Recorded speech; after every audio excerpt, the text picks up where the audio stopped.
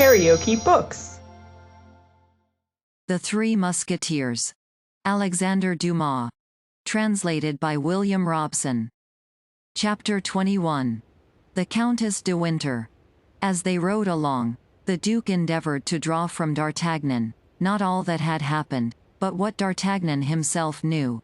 By adding all that he heard from the mouth of the young man to his own remembrances, he was enabled to form a pretty exact idea of a position of the seriousness of which, for the rest, the Queen's letter, short but explicit, gave him the clue.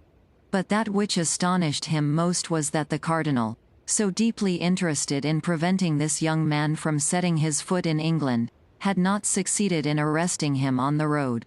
It was then, upon the manifestation of this astonishment, that D'Artagnan related to him the precaution taken, and how, thanks to the devotion of his three friends, whom he had left scattered and bleeding on the road, he had succeeded in coming off with a single sword thrust, which had pierced the Queen's letter and for which he had repaid M.de wards with such terrible coin. While he was listening to this recital, delivered with the greatest simplicity, the Duke looked from time to time at the young man with astonishment, as if he could not comprehend how so much prudence, courage, and devotedness could be allied with a countenance which indicated not more than 20 years. The horses went like the wind, and in a few minutes they were at the gates of London. D'Artagnan imagined that on arriving in town the Duke would slacken his pace, but it was not so. He kept on his way at the same rate, heedless about upsetting those whom he met on the road.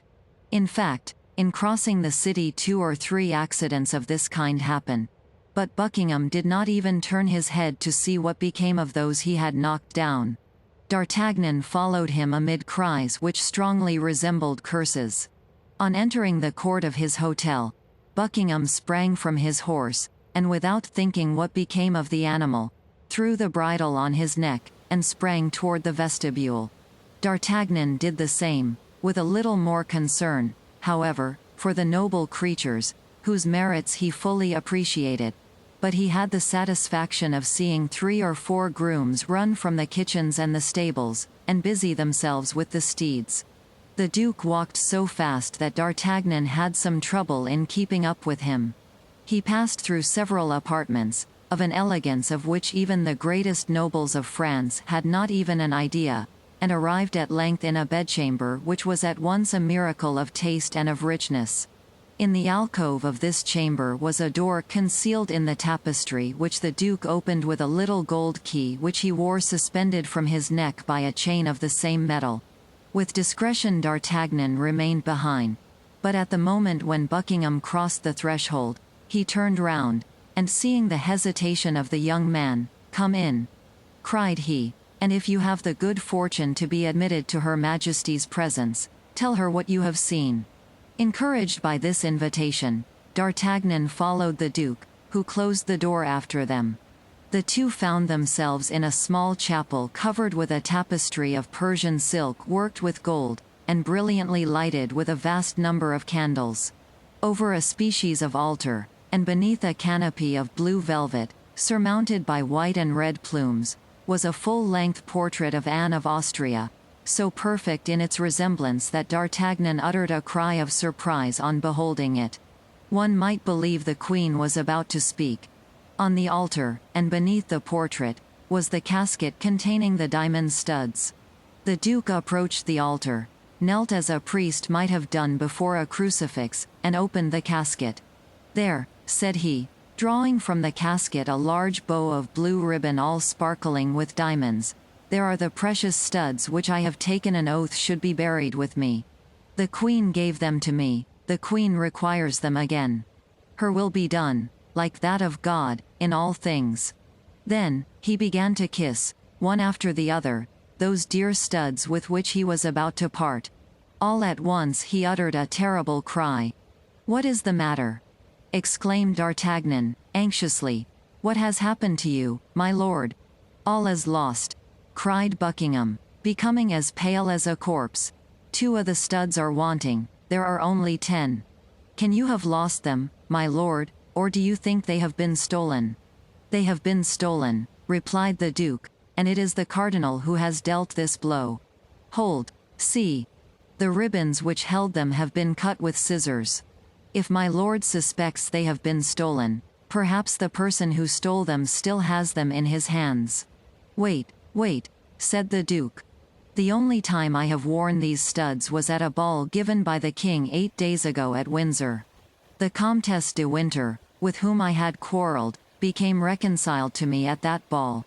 That reconciliation was nothing but the vengeance of a jealous woman. I have never seen her from that day. The woman is an agent of the cardinal. He has agents, then, throughout the world, cried D'Artagnan. Oh, yes, said Buckingham, grating his teeth with rage. Yes, he is a terrible antagonist. But when is this ball to take place? Monday next. Monday next. Still 5 days before us. That's more time than we want. Patrick, cried the duke, opening the door of the chapel. Patrick. His confidential valet appeared. My jeweler and my secretary. The valet went out with a mute promptitude which showed him accustomed to obey blindly and without reply. But although the jeweler had been mentioned first, it was the secretary who first made his appearance. This was simply because he lived in the hotel. He found Buckingham seated at a table in his bedchamber, writing orders with his own hand. Mr. Jackson, said he, go instantly to the Lord Chancellor, and tell him that I charge him with the execution of these orders. I wish them to be promulgated immediately. But, my lord, if the Lord Chancellor interrogates me upon the motives which may have led your grace to adopt such an extraordinary measure, what shall I reply? That such is my pleasure, and that I answer for my will to no man. Will that be the answer? Replied the secretary, smiling, which he must transmit to His Majesty if, by chance, His Majesty should have the curiosity to know why no vessel is to leave any of the ports of Great Britain. You are right, Mr. Jackson, replied Buckingham. He will say, in that case, to the king that I am determined on war, and that this measure is my first act of hostility against France. The secretary bowed and retired. We are safe on that side, said Buckingham, turning toward D'Artagnan. If the studs are not yet gone to Paris, they will not arrive till after you. How so? I have just placed an embargo on all vessels at present in His Majesty's ports, and without particular permission, not one dare lift an anchor. D'Artagnan looked with stupefaction at a man who thus employed the unlimited power with which he was clothed by the confidence of a king in the prosecution of his intrigues. Buckingham saw by the expression of the young man's face what was passing in his mind, and he smiled. Yes, said he, yes, Anne of Austria is my true queen. Upon a word from her, I would betray my country, I would betray my king, I would betray my God. She asked me not to send the Protestants of La Rochelle the assistance I promised them. I have not done so. I broke my word, it is true, but what signifies that? I obeyed my love, and have I not been richly paid for that obedience? It was to that obedience I owe her portrait. D'Artagnan was amazed to note by what fragile and unknown threads the destinies of nations and the lives of men are suspended. He was lost in these reflections when the goldsmith entered. He was an Irishman, one of the most skillful of his craft, and who himself confessed that he gained 100,000 livres a year by the Duke of Buckingham. Mr. O'Reilly, said the Duke, leading him into the chapel, look at these diamond studs, and tell me what they are worth apiece. The goldsmith cast a glance at the elegant manner in which they were set, calculated, one with another, what the diamonds were worth, and without hesitation said, 1,500 pistoles each, my lord. How many days would it require to make 2 studs exactly like them? You see there are 2 wanting. 8 days, my lord. I will give you 3,000 pistoles apiece if I can have them by the day after tomorrow. My lord, they shall be yours.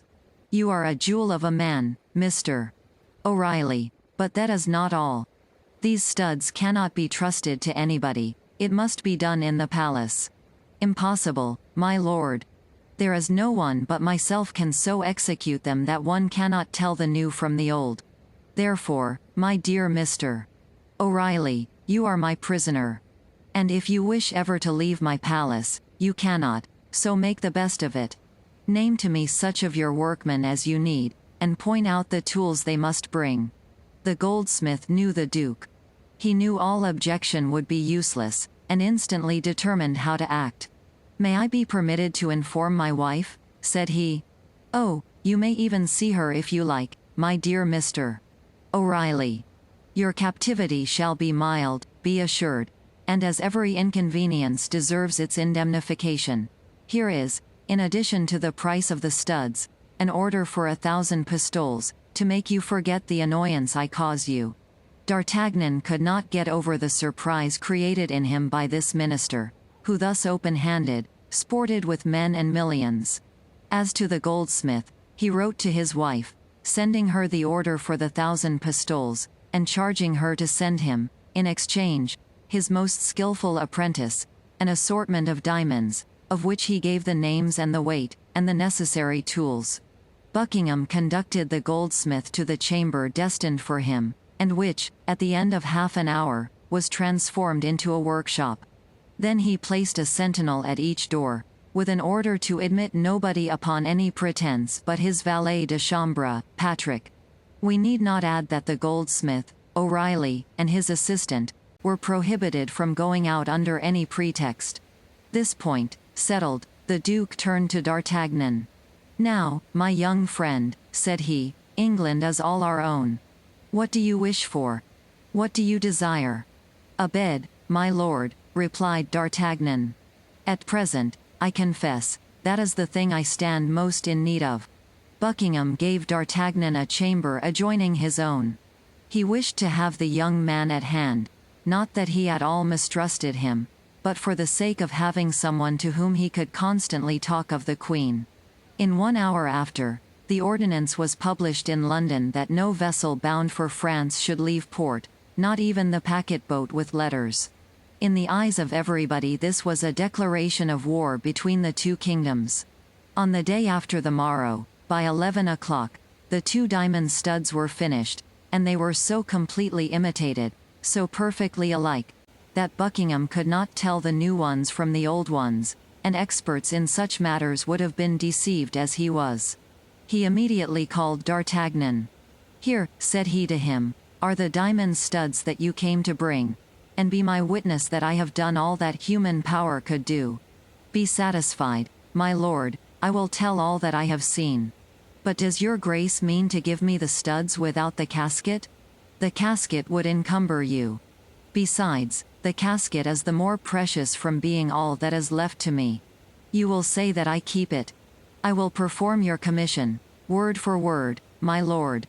And now, resumed Buckingham, looking earnestly at the young man, how shall I ever acquit myself of the debt I owe you?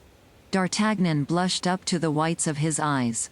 He saw that the Duke was searching for a means of making him accept something, and the idea that the blood of his friends and himself was about to be paid for with English gold was strangely repugnant to him. Let us understand each other, my lord, replied D'Artagnan, and let us make things clear beforehand in order that there may be no mistake.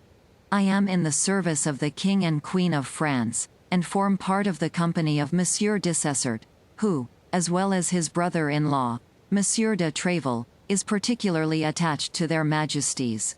What I have done, then, has been for the Queen, and not at all for your grace.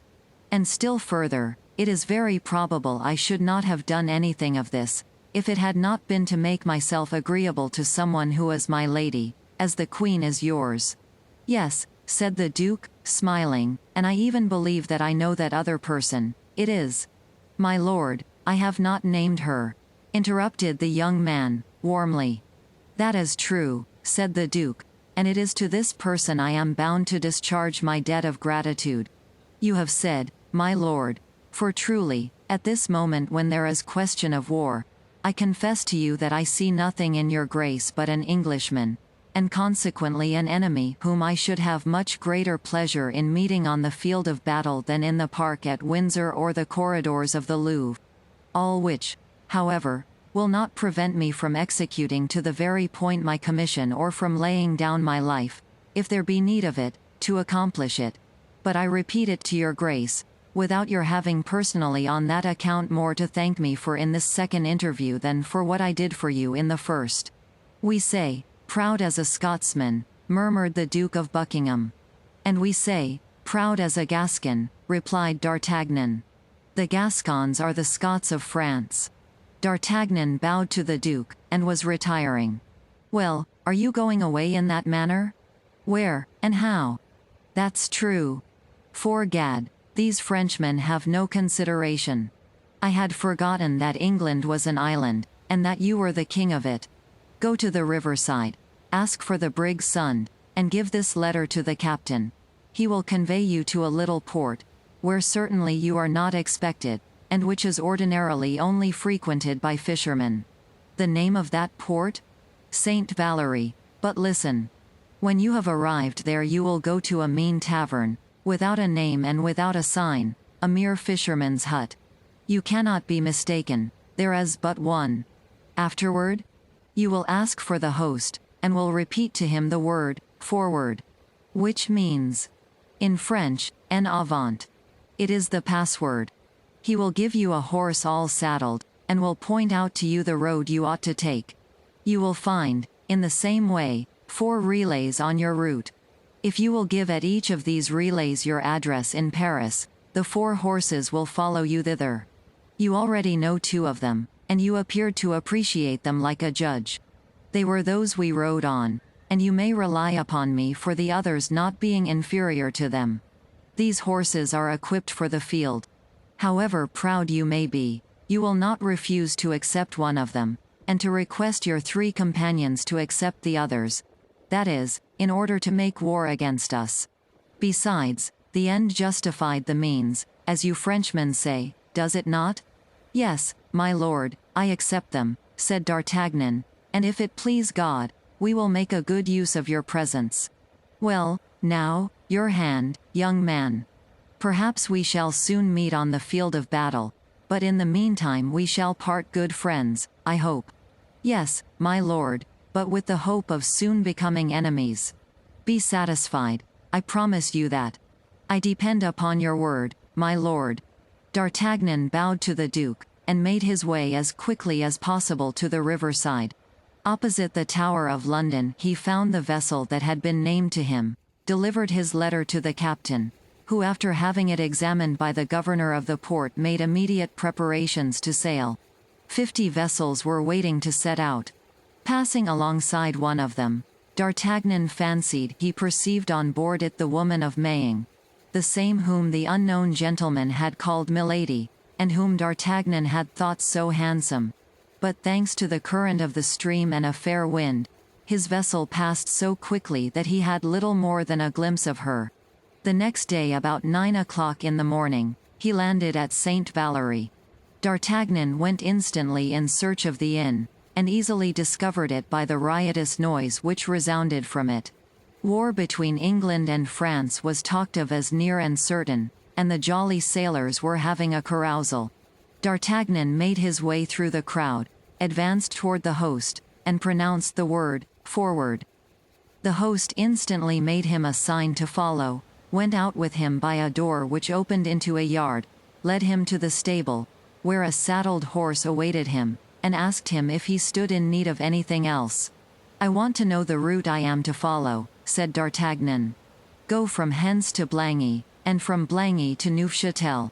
At Neufchâtel, go to the Tavern of the Golden Harrow, give the password to the landlord, and you will find, as you have here, a horse ready saddled. Have I anything to pay? Demanded D'Artagnan. Everything is paid, replied the host, and liberally. Begone, and may God guide you. Amen, cried the young man, and set off at full gallop. 4 hours later he was in Neufchâtel. He strictly followed the instructions he had received. At Neufchâtel, as at Saint Valery, he found a horse quite ready and awaiting him. He was about to remove the pistols from the saddle he had quit to the one he was about to fill, but he found the holsters furnished with similar pistols. Your address at Paris? Hotel of the Guards, Company of Dissessert. Enough, replied the questioner. Which route must I take? Demanded D'Artagnan, in his turn. That of Rouen, but you will leave the city on your right.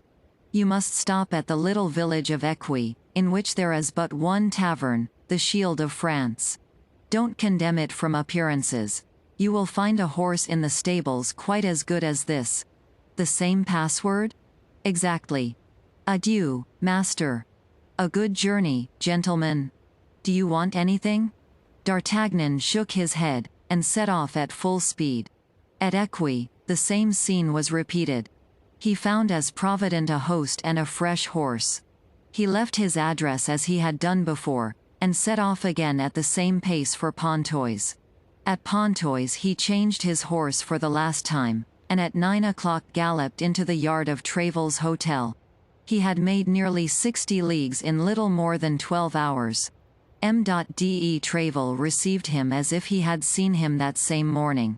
Only, when pressing his hand a little more warmly than usual, he informed him that the Company of Dissessert was on duty at the Louvre, and that he might repair at once to his post.